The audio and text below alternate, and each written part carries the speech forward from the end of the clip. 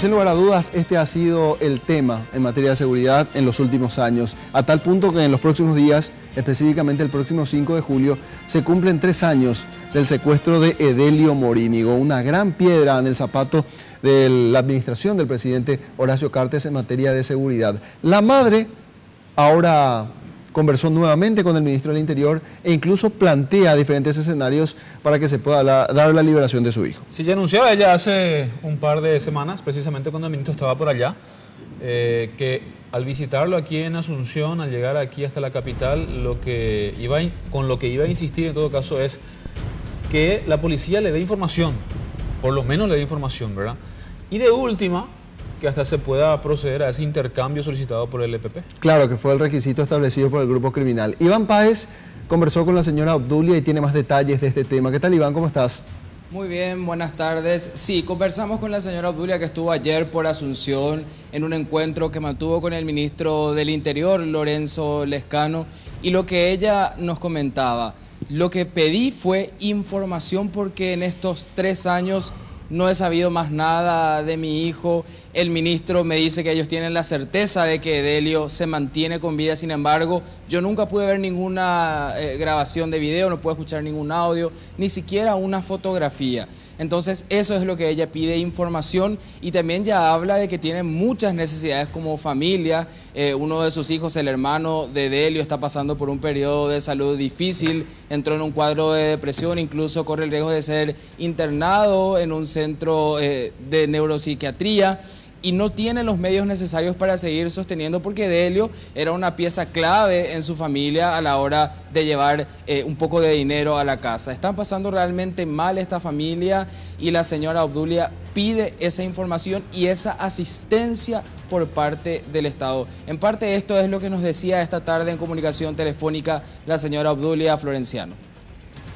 Pero oré como familia, ya después de que año me cumplí, entonces los escamantes esta y que tú ahora mismo ya por negociaciones como autoridad, como encargado de este caso en negociación que tú algún momento mi gente oye libera jamás la de familia porque por eso la información el canje sigue vigente te ha cuando y la te ha pedido por cual la autoridad fuera anda y por la esperanza la tengo a dejar se debe con las justamente coger las que sube con la coche año tengo da por que tiene punto positivo al respecto de este secuestro tan largo la neta no surgía porque ni ahora mismo cuando manejáis ni tener información concreto que ministro y que oye maneja comida la semendura ya coja comida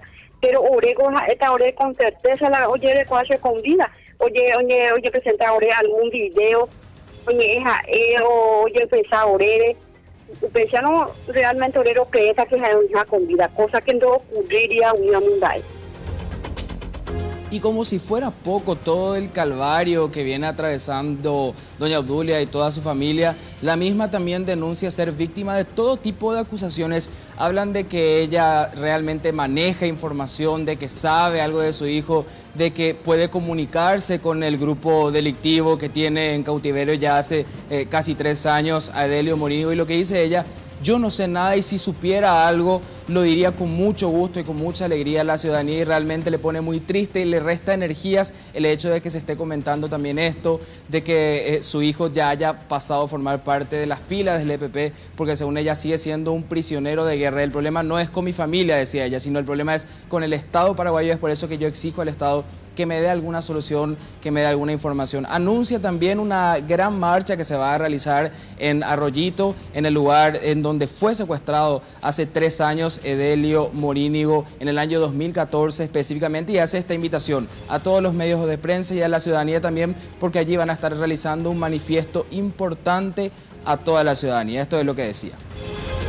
Hay gente ya, hay gente, y veía la cosa.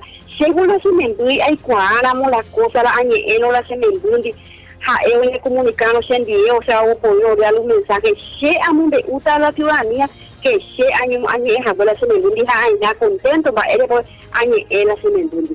pero en este caso con oré mi PTI, oré con mi PTI, noticia, tengo orando de padre de familia.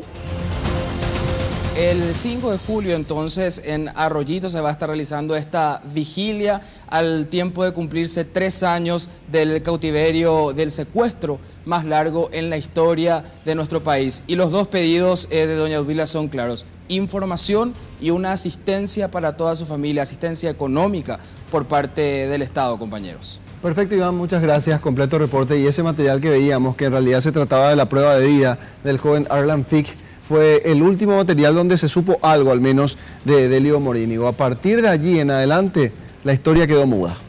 Al menos de manera oficial, no hay información para la señora Obdulia, no hay información a la opinión pública tampoco.